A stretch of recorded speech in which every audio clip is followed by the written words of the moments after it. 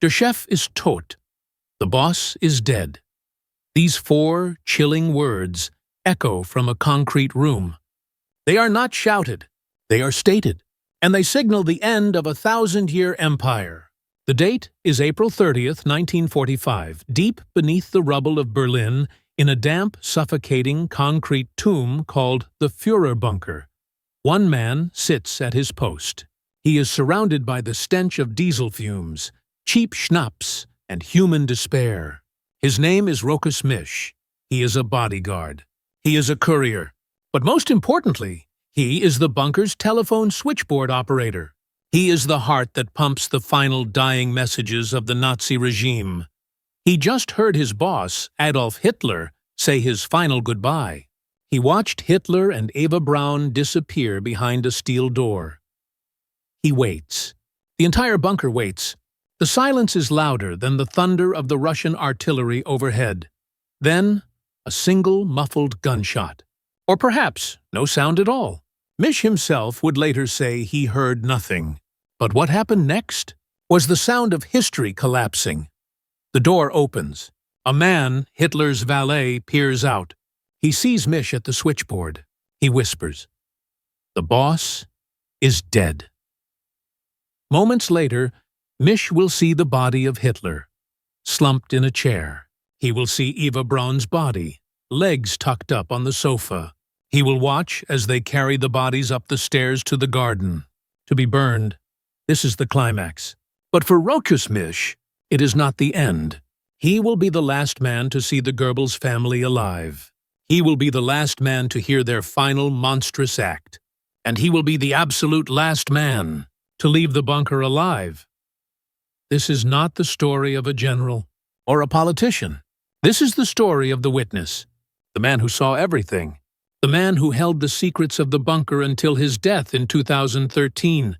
How did a simple painter end up as the final confidant to history's greatest monster? And what horrors did he witness in those final terrible days? To understand how one man became the final witness to an empire's collapse, we must rewind. We must go back before the bunker, before the war, before the SS uniform. We must go back to a quiet town in Opole, Silesia, where Rochus Misch was born in 1917. His life began with loss. His father, a soldier, died before he was born. His mother died when he was just 2. He was an orphan, raised by his grandparents. His first ambition was not to conquer the world. It was to paint it. Misch was an apprentice painter, a tradesman. He was skilled with a brush, quiet and unassuming. He had no grand political dreams. He just wanted a stable life, a future. But in 1930s Germany, stability was a luxury. The economy was a wreck. The streets were full of chaos. Like many young men of his generation, Misch sought a reliable future. He found it in the military. In 1937, he joined the SS Verfügungstruppe, the SSVT. This was the unit that would eventually become the infamous Waffen-SS, but for Misch, this was not an ideological choice.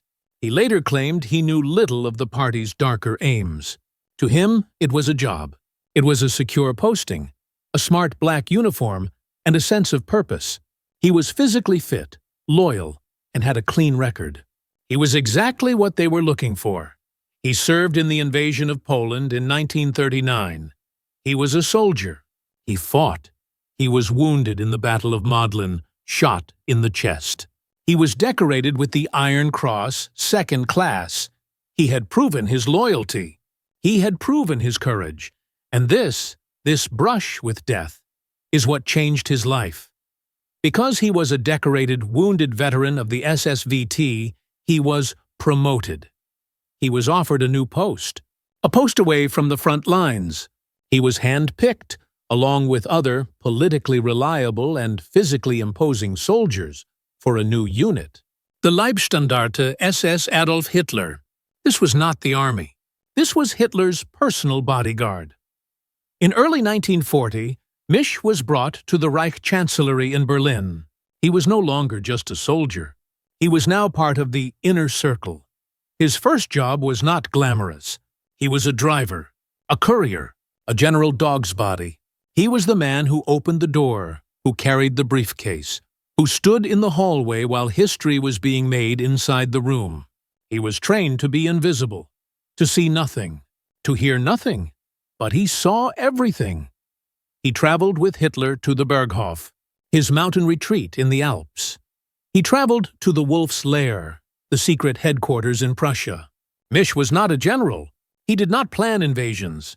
He was staff. But this is what made his position so unique.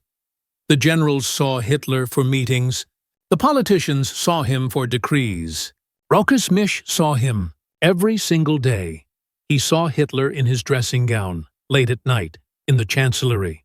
He saw him playing with his German shepherd, Blondie. He heard the casual conversations, the private jokes, the moments of calm before the storm. He saw the man, not just the Führer. Misch was the ultimate insider, precisely because he was a complete outsider. He was the help. He had no power. He had no ambition. He just wanted to do his job, and then his role shifted again. This shift is what sealed his fate as the last witness. In 1942, Hitler's permanent telephone operator was drafted for combat. They needed a replacement. They needed someone who was always there, someone who was completely trustworthy, someone who was already invisible. They chose Rochus Misch.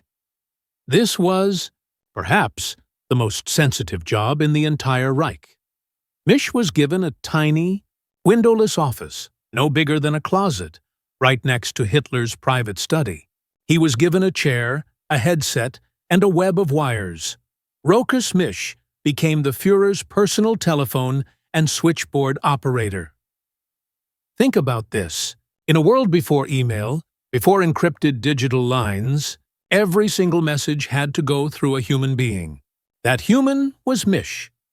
When propaganda minister Joseph Goebbels wanted to speak to the Führer, he did not call Hitler. He called Misch. When Luftwaffe Chief Hermann Göring needed to report, he called Misch. When SS Chief Heinrich Himmler, the most feared man in Europe, wanted to give an update, his adjutant had to go through Rochus Misch. Misch was the gatekeeper. He was the hub. He listened to the frustrated sighs of generals.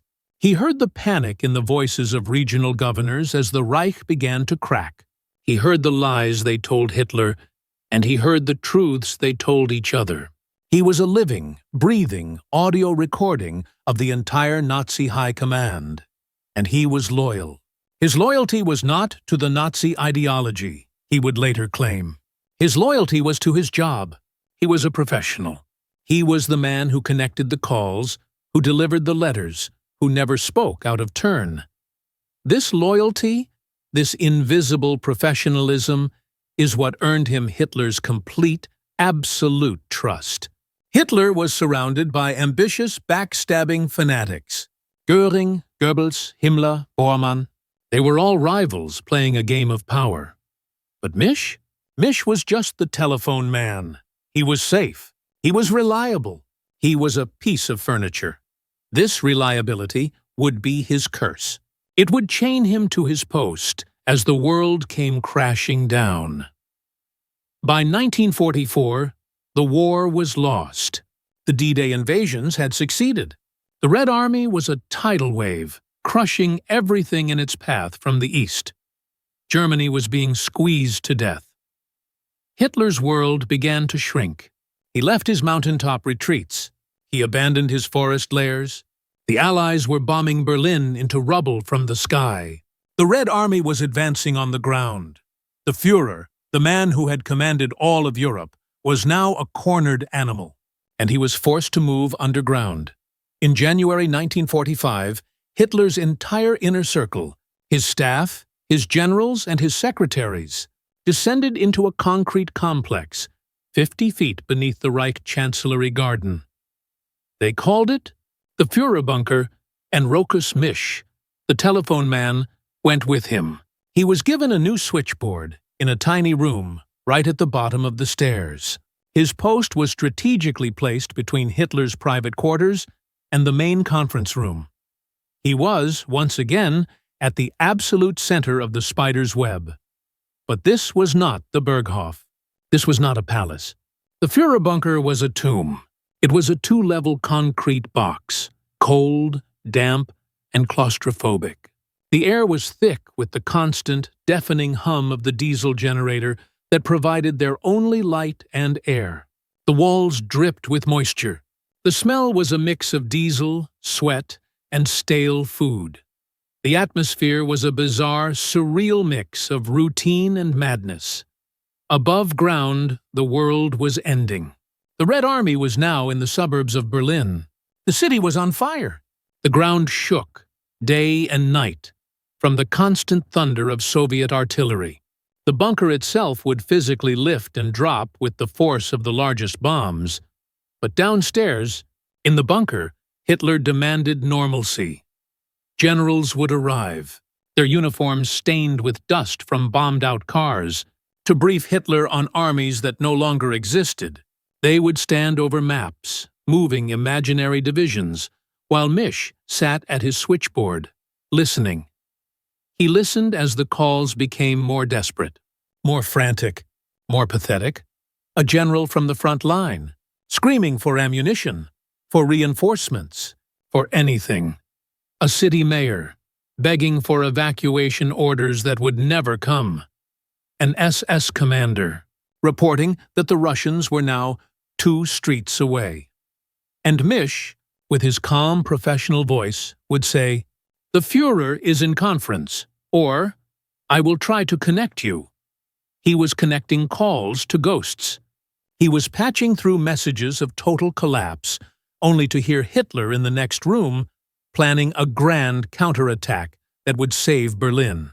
The disconnect was total, but the bunker was not just for soldiers. It had become a strange, dysfunctional home. Eva Braun, Hitler's longtime mistress, had her own room. She had a direct line from her bedroom to Misch's switchboard. She would call him at all hours, asking to be put through to Hitler, or simply to chat. She called him Misch, the familiar du form. He was her connection to the outside world. A world that was now just a few dozen people in a concrete box. He was the friendly voice, the man who was not a fanatic, the man who still represented a normal life. And then there were the children.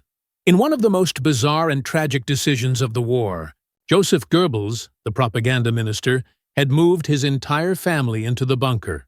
His wife, Magda, and their 6 young children, Helga, Hilda, Helmut, Hold, Hedda, and Haida. The children, all under the age of 13, were a ray of sunshine in that concrete hell. They were oblivious to the reality of their situation. They played in the narrow corridors. They sang songs for Uncle Adolf, and they would gather around Rochus Misch's switchboard. Misch was a father himself. His wife Gerda and his daughter Brigitte were outside, somewhere in the burning city. He would look at the Goebbels children and see his own. He would let them play with the headset. He would talk to them. They adored him. He was a moment of kindness in a world of monsters. This kindness, this human connection, would soon become the source of his greatest nightmare. The tension in the bunker was stretching to a breaking point. The date was April 20th, Hitler's 56th birthday. The last of the high command, the paladins, arrived to pay their respects. Göring, Himmler, Speer. They came to the bunker, gave their congratulations, ate cake, and then they fled. One by one, they made their excuses and left Berlin, abandoning their Führer to his fate. Rochus Misch, at his switchboard, was the man who arranged their final calls, their final transportation. He was, quite literally, watching the rats leave the sinking ship. And then the great betrayal happened. First, a message arrived from Hermann Göring, who had fled to the south. It was a telegram. Göring, citing a 1941 decree, announced that since Hitler was trapped in Berlin, he, Göring, was now the new Führer. Hitler exploded. He went into a rage, screaming, "Treason!" He ordered Göring arrested. He ordered him stripped of all titles. Misch heard the screams. He was the one who had to transmit the messages to have Göring arrested. But just as that fire was burning, a second, more devastating betrayal was revealed. News reached the bunker that Heinrich Himmler, faithful Heinrich, the head of the SS, the man Misch had served under, was secretly negotiating a surrender with the Western Allies through Sweden. This broke Hitler. According to witnesses, on April 22nd, Hitler suffered a total nervous collapse. In a meeting with his generals, he finally admitted the truth. He slammed his fist on the table. He screamed. He raged that his generals had lied. His SS had betrayed him. He was surrounded by traitors. He shouted, "The war is lost!" He collapsed into his chair, a broken man. He announced he would stay in Berlin. He would not run. He would die in the capital. For everyone in the bunker, this was the end. The spell was broken. The man they had followed, the man they had worshipped, had given up. The bunkers split into two groups. Those who could leave did. Secretaries, adjutants, and staff were given permission to break out and try to reach the west. But Rochus Misch did not leave. He was a soldier. He was a member of the bodyguard. His job was to stay at his post. His loyalty, whether to Hitler or just to the job itself, was absolute. He sat at his switchboard, listening as the Red Army's ring around the city center grew tighter. The calls became shorter, more desperate. They are in the next street. They are at the station. They are at the Reich Chancellery. Above us, the bunker was no longer a headquarters. It was a coffin. And Rochus Misch, the telephone operator, was now the chronicler of its final dying breaths. The end was not weeks or days away. It was hours. The Führer's declaration that the war was lost, that he would stay in Berlin to die, changed everything. The spell that had held the Third Reich together for 12 years was broken. And the Führerbunker changed with it. Before April 22nd, it was a military headquarters. Now it became a waiting room for the end of the world. It split into two distinct, bizarre realities. On one side of the steel doors, Hitler, Goebbels, and Martin Bormann planned the final nihilistic act.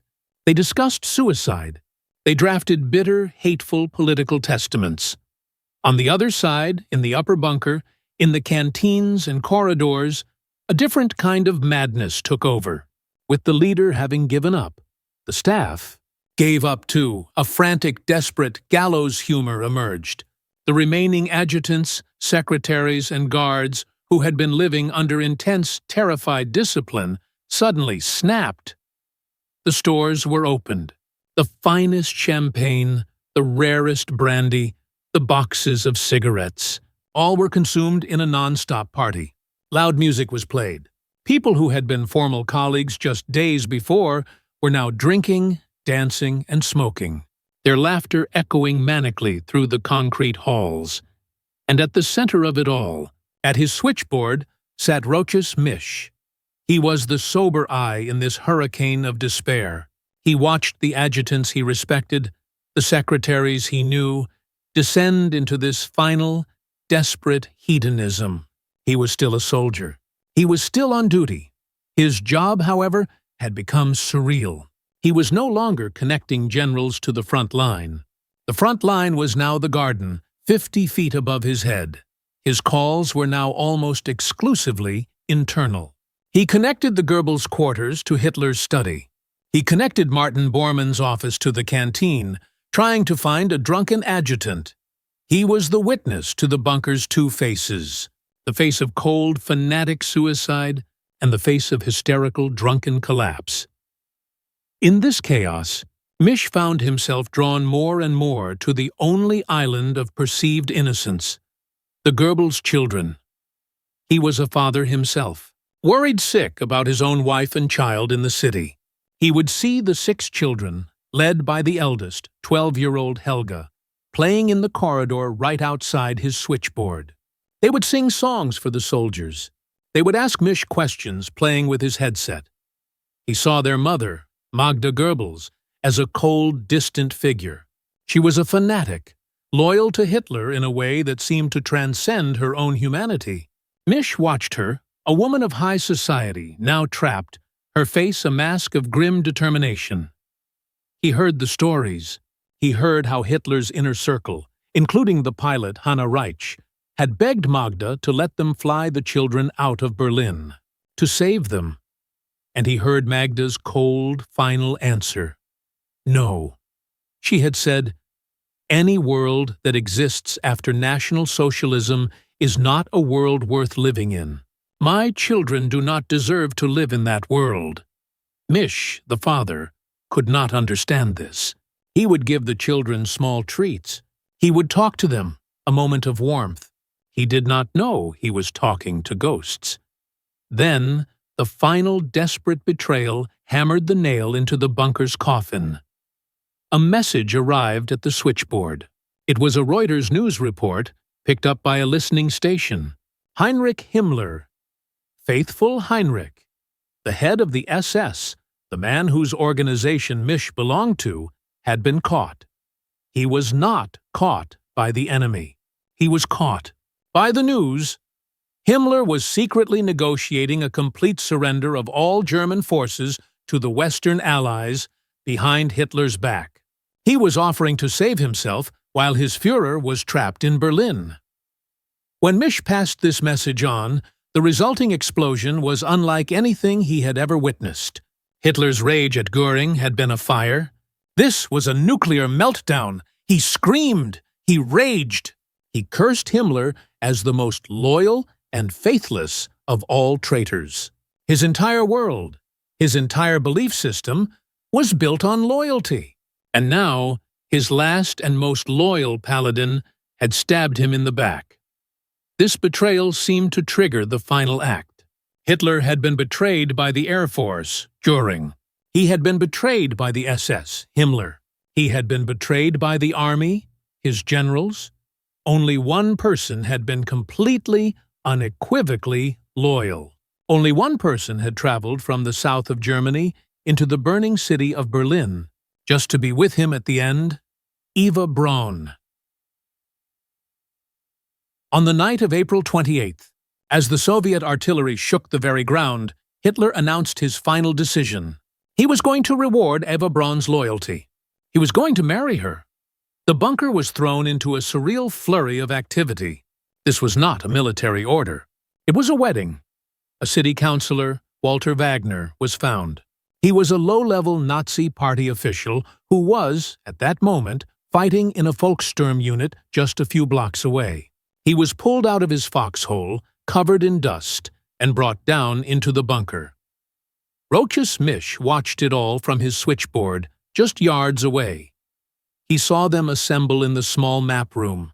Hitler in his black uniform jacket, Eva Braun in a dark silk dress. Joseph Goebbels and Martin Bormann were the witnesses. Wagner, the terrified city official, performed the service. It was a fast, grim, civil ceremony. He asked them if they were of pure Aryan descent. They both said yes.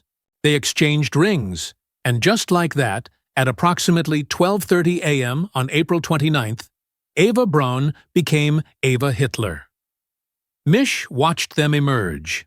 A small, pathetic wedding breakfast was held. Champagne was served. Hitler, who did not drink, sipped. He spoke of the old days. He seemed calm, detached. His decision was made. But the night was not over. The marriage was a personal act. The next act was political. Hitler motioned for his youngest secretary, Traudl Junge. He had one last thing to do. He was going to write his will. Junge, a woman in her 20s, grabbed her notepad and followed him into his private conference room. For the next several hours, Hitler, in a calm, monotonous voice, dictated his private and political testament. Misch, at his post, saw them go in. He saw the door close. He was the guard. Inside that room, Hitler was dictating pure venom. He blamed the entire war, a war he had started, on international Jewry. he raged against the traitors. He officially expelled Göring and Himmler from the Nazi Party. He laid out a new government for a country that no longer existed. And then he announced his private decision. "My wife and I," he dictated, "choose death to escape the shame of capitulation." He had been married for less than an hour, and he was already planning his wife's death.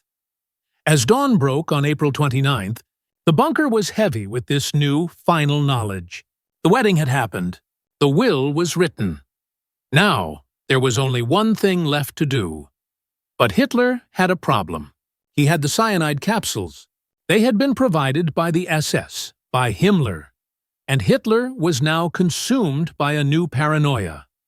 What if Himmler, the ultimate traitor, had given him fake capsules? What if they were not poison but a sleeping draft? What if he was captured alive, unconscious, and put on display in a cage in Moscow? He had to test them. He called for his personal physician, Dr. Stumpfegger. He called for his dog handler, Sergeant Fritz Tornow, and he called for his most beloved, most loyal companion in the bunker. His German shepherd, Blondie Rochus Misch, knew this dog. Everyone knew Blondie. The dog was a fixture, a symbol of the human side of Hitler. Misch had seen Hitler play with her, feed her, dote on her. Dr. Stumpfegger was ordered to administer one of the cyanide capsules to the dog. They took Blondie to the bathroom, just off the main corridor. Sergeant Tornow held her muzzle open. The doctor crushed the glass ampule in her mouth. The effect was instantaneous. Misch later said he heard a short yelp. The dog collapsed, dead in an instant. Hitler, who was not in the room, was told the news. The poison was good. He was reportedly inconsolable. He went to his room and shut the door. For the rest of the bunker, this was the true signal. The drinking party stopped. The manic laughter died. If Hitler could kill his dog, he could kill himself. This was not a drill. This was the end. The horror was not over. Blondie had recently had a litter of puppies who were also in the bunker. Hitler, in his final cold nihilism, gave another order. The dog handler, Tornow, was to take the puppies and his own personal dog up to the Chancellery Garden and shoot them. Misch heard the shots, faint, between the artillery blasts. The last small piece of life in the bunker was extinguished. The 29th of April bled into the 30th. The bunker was now a pressure cooker of pure, silent dread. Misch was at his post, but the phones were almost all dead. The lines to the outside world had been cut, one, by the shelling. The Reich was now the size of this concrete box. Then, one last critical piece of news arrived, likely by radio. Benito Mussolini, Hitler's ally, his friend, had been captured by Italian partisans. He and his mistress had been shot, and their bodies were hung upside down from a petrol station in Milan for the crowds to mock and defile. This news sealed Hitler's final resolve. He would not be captured. His body would not be a spectacle. He gave his final military order. He spoke to his adjutant, Otto Günsche. He needed petrol. Günsche and Hitler's personal driver, Erich Kempka, were sent on a desperate suicidal mission. They had to go up into the Chancellery Garden, which was under direct Soviet machine gun and artillery fire, to find wrecked and abandoned vehicles. They siphoned petrol, can by can, until they had gathered nearly 200 liters. Rochus Misch watched them. He saw the SS guards carrying the heavy cans of fuel, not out of the bunker, but into it. They were stored by the emergency exit that led up to the garden. Misch, the quiet painter, the telephone operator, knew exactly what he was looking at. He was looking at a funeral pyre. The morning of April 30th arrived. The atmosphere was no longer panic.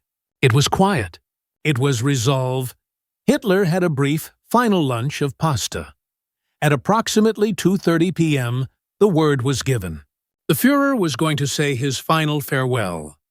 The staff was assembled in the narrow corridor. The secretaries, Traudl Junge, Gerda Christian, the inner circle, Joseph Goebbels, Martin Bormann, the Hitler youth leader, Arthur Axmann, and the staff, the adjutants, the guards, and the telephone operator, Rochus Misch, stood in that line. Hitler emerged from his private room. He was a stooped, gray man, his hands trembling. With him was his wife of just 40 hours, Eva Hitler. He walked down the line, one by one. He shook each person's hand. He looked them in the eye. He said very little. When he reached Rochus Misch, the man who had connected his calls for years, the man who had been his invisible shadow, Hitler simply nodded. He shook his hand. A final, silent goodbye. Misch watched as Hitler and Eva Braun turned. They walked back to their private room. An adjutant closed the steel door behind them. Rochus Misch walked the few paces back to his switchboard. He sat down. His post was just yards from that closed steel door. And now, he waited. Rochus Misch sat at his post. The bunker was silent. The entire complex, filled with adjutants, doctors, and guards, held its breath.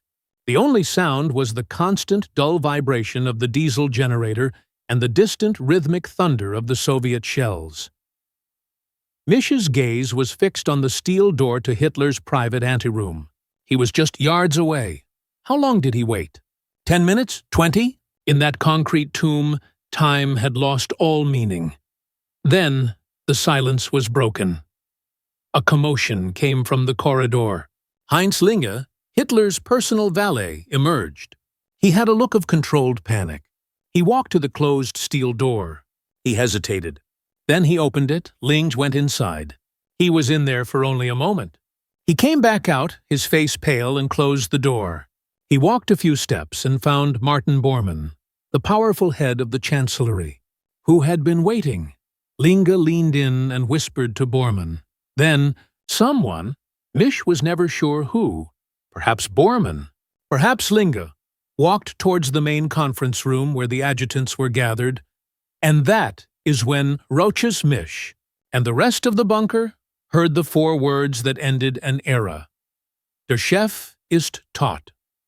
The boss is dead. The effect was not panic. It was not chaos. It was numbness. The thing they had been waiting for, the event that had held them all captive, had finally happened. Misch stayed at his post. It was not his job to investigate. It was his job to answer the phone. A few moments later, the steel door opened again. This time, Linge, Bormann, Goebbels, and a few others went inside. The door was left open. From his chair at the switchboard, Rochus Misch could see inside.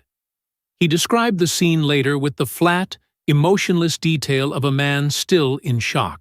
He saw Hitler, slumped forward over the arm of the sofa. He had shot himself in the right temple. A pool of blood was staining the carpet. On the other end of the sofa, Eva Hitler, formerly Eva Braun, was sitting with her legs tucked underneath her. Her eyes were open. She was dead. She had taken cyanide. A pistol lay on the floor near Hitler's feet. But she had not used it. Misch just looked. He was the painter, observing a grotesque and final masterpiece. He watched as Otto Günsche, Hitler's adjutant, entered the room. He watched as they wrapped Hitler's head in a blanket to cover the catastrophic exit wound. Then they began the breakout, not of the bunker, but of the bodies. SS guards, under Günsche's orders, lifted Hitler's body. It was wrapped in a field-gray blanket. They carried it past Rochus Misch, who was still sitting at his switchboard. He watched his Führer's body, the man he had served for 6 years, being carried up the stairs. Then they came back. Martin Bormann himself lifted the body of Eva Hitler. He carried her, as one would carry a bride, past Misch and up the stairs. Misch heard their heavy footsteps on the concrete stairs. He heard them open the emergency exit door. He heard the sudden sharp rattle of Soviet machine gun fire from the garden above. And then he smelled it. Through the open door, a new, sickeningly sweet smell wafted down into the bunker, mixing with the diesel fumes. It was the smell of petrol, and it was the smell of burning flesh. The SS guards, standing in a shell crater, had poured the 200 liters of fuel over the bodies and thrown a match. Hitler was gone. Misch sat at his post. His job was over. The man he was hired to serve was now a column of black smoke in the Chancellery garden. But a new, and far more sinister, drama was about to unfold. With Hitler dead, the new Führer of Germany, as per Hitler's political testament, was Joseph Goebbels. His reign would last less than 1 day. Misch watched as Magda Goebbels, her face pale and rigid, walked her 6 children from their small bunker room to the main area. The children were dressed in their nightgowns. They were told they were going to get an injection, a shot, to protect them from the bombs and the sickness. Rochus Misch, the father, watched them. He knew these children. He had shared his rations with them. They had played by his chair. He watched as their mother and Hitler's personal physician, Dr. Stumpfegger, led them, one by one, into a private room. The eldest, 12-year-old Helga, was suspicious. She was smart. She knew something was wrong. Witnesses reported hearing a small struggle. She fought, but she was a child. Magda Goebbels and the doctor were efficient. One by one, they gave each child a drugged drink to make them sleep. And then, as they slept, they crushed a cyanide ampule into each of their small mouths. Helga, Hilda, Helmut, Holda, Hedda, Haida. In the space of 20 minutes, the 6 children of the bunker were all dead. Misch did not see this final act, but he saw what happened next. He saw Magda Goebbels emerge from the room. Her face was gray. Like a stone, Misch said. She did not cry. She did not speak. She walked, like an automaton, back to her own room. Misch then saw her a short time later, playing solitaire, alone, in her room. Her mind, her humanity, was gone. The horror was now complete. Joseph Goebbels, the new one-day Führer, had nothing left to live for. His leader was dead. His children were dead. Goebbels and his wife Magda walked calmly past Rochus Misch's switchboard. They did not say goodbye. They, too, were now ghosts. They walked up the stairs to the Chancellery garden, the same garden where Hitler's body was still smoldering. They did not want to be burned. They had a different plan. They were loyal to the end.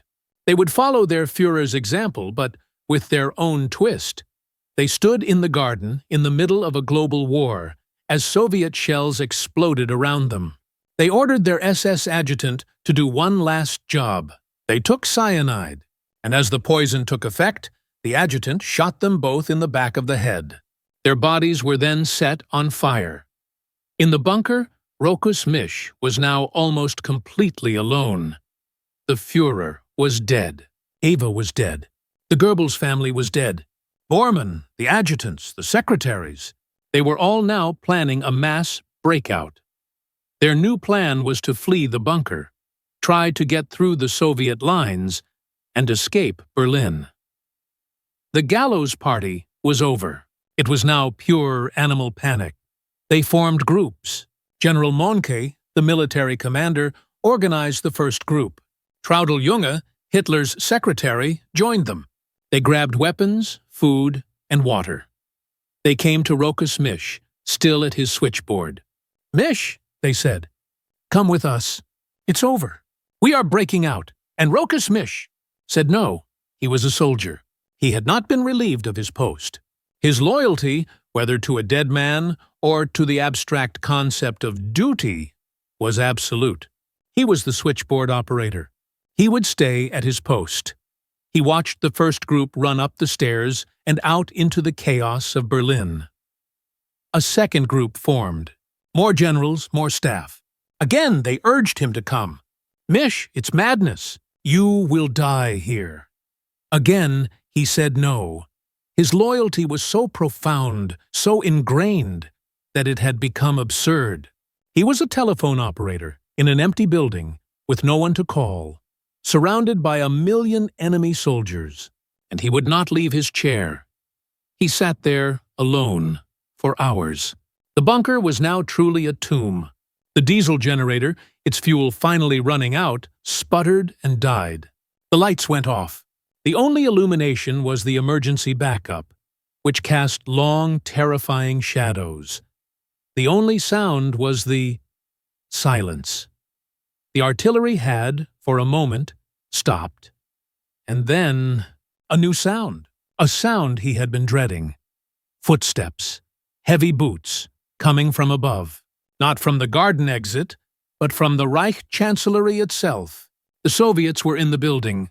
Misch finally understood. His duty was over. There was no one left to serve. He did one last thing. He was, after all, a professional. He took his headset off and placed it neatly on the switchboard. He straightened his uniform, he walked up the stairs, out of the lower bunker, and into the upper bunker. He walked past the children's room, now a mausoleum. He walked past the canteen, littered with the remnants of the final party.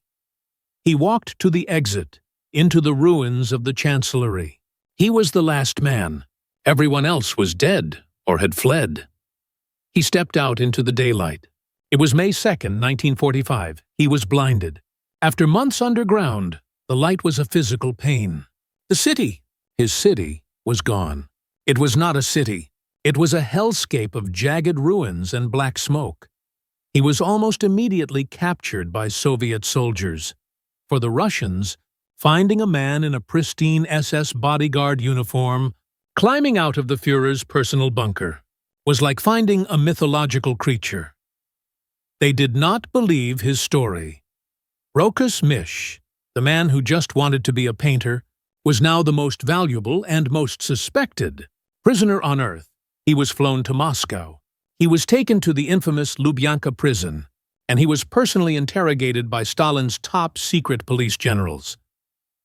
The problem was simple. The Soviets had found the burned bodies in the garden, but they were charred beyond recognition. Stalin did not believe Hitler was dead. Stalin believed it was a trick, a body double. He believed Hitler had escaped, and that Rochus Misch, the personal telephone operator, knew where he was. Misch told them the truth. He told them about the suicide. He told them about the bodies. He told them about the petrol. They did not believe him. They thought his loyalty was so deep, he was still protecting his Führer. They tortured him. They beat him. They put him in isolation. They subjected him to mock executions, and for 9 years, Rochus Misch was held in a Soviet Gulag, a hard labor camp, all because he had been the last man. He had been the witness. He was a painter from Silesia who had been chained to history. He was finally released in 1953 after Stalin's death. He returned to a divided Berlin, a city he no longer recognized. He was a man out of time, a ghost from an era everyone wanted to forget. And what happens to a man who has witnessed the end of the world? Rochus Misch did not go on tour. He did not seek fame. He did what the painter in him always knew how to do. He found his wife, Gerda. He rebuilt his life. He opened a small shop, a painting and decorating business. For the next 50 years, Rochus Misch lived a quiet, anonymous life. He was a husband, a father, a small business owner. His neighbors in Berlin had no idea that the quiet man who sold them wallpaper was the same man who had taken the final calls for Adolf Hitler. He rarely spoke of the war. He carried his secrets with him. As the years passed, the other survivors of the bunker died. Traudl Junge, the secretary, Otto Günsche, the adjutant. One by one, the witnesses fell silent, until, finally, there was only one. Rochus Misch, the telephone operator, the last living witness to the madness in the Führerbunker. He died in 2013 at the age of 96. He was the last man. He had seen the 1,000-year Reich begin. And he was the last man to turn out the lights. If you found this story compelling, please take a moment to like this video. It helps us unearth more of these forgotten histories. Subscribe to this channel to stay connected. Every one of these stories deserves to be remembered, and we want to hear from you. We have an incredible community here from all over the world. Tell us in the comments, where are you watching from? Also, many of these events from the Second World War have echoes in the First World War. If you would like us to make more videos on the forgotten heroes and untold stories of WWW1, let us in the comments below. Thank you for watching, and thank you for keeping this history alive.